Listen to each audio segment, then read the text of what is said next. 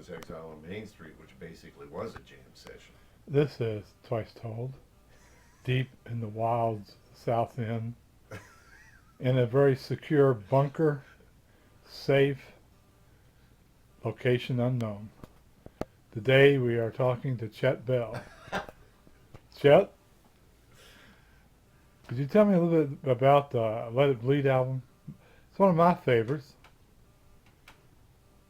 I like the Let It Bleed album a lot. The stories that Ry Cooder tells about it are pretty.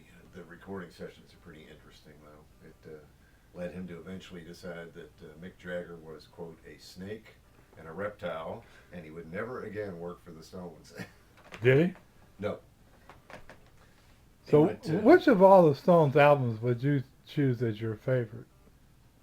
oh, that's a rough one. It would definitely probably be somewhere in the first 6 albums. So.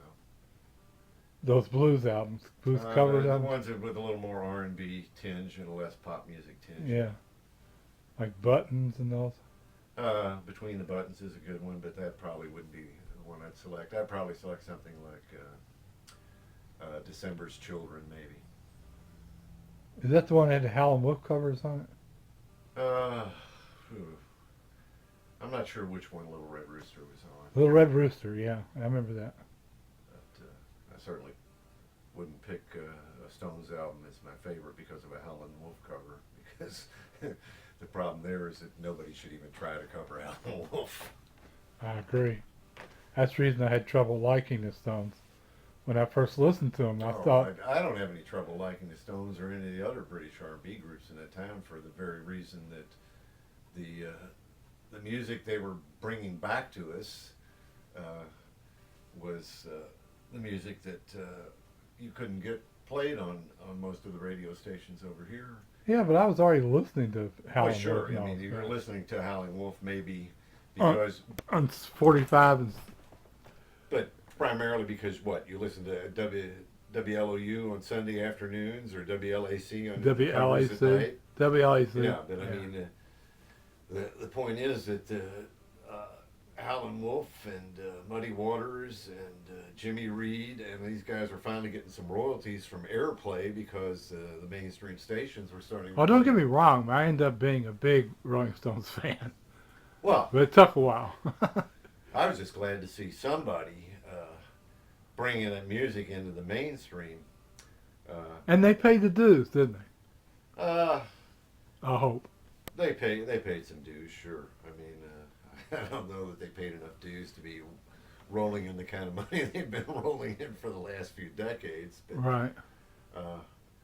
You know, I mean, most of those English groups were much more hip to the best music coming out of America than the average American teenager was.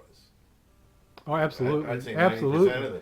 90% of the people when they heard the Stones, They didn't know. They or didn't the know. Animals, or any of those groups, the Yardbirds cover. They had no idea. Something off the black charts here, off the R&B charts. They didn't even know it was No. the origin of the music. They had no idea whatsoever. Yeah. Which of those groups did you like best? I think I was probably a bigger Animals fan than Really? them at that time. Yeah. Yeah, my friend Bill I Smith like liked the them, too. Yardbirds an awful lot, Yeah, me too.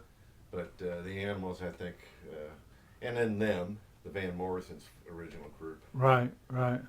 But But you're primarily an old time music fan, right?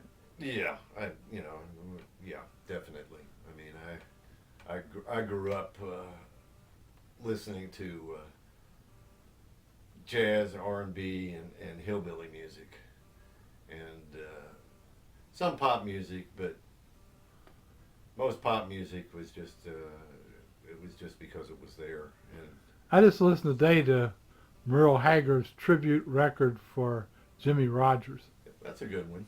I like it. Yeah, I think maybe that was one of the best. That was definitely at that time that record was recorded. That was probably the best working country band in the country, in the U.S. were the Strangers. But that was kind of signaled the end of country music. Haggard and Buck Owens were kind of the last thing before crossover, Nashville crossover hit, and everybody was getting produced into the pop market by Chet Atkins and Owen Bradley. Right. That's Well, probably set the stage for the Texas rebellion that led to the outlaw country stuff, but I don't think that ever reached the same level as the honky tonk and western swing and Bakersfield music. are you ready for some lunch? Sure, let's have some lunch. I'm hungry. Okay, here.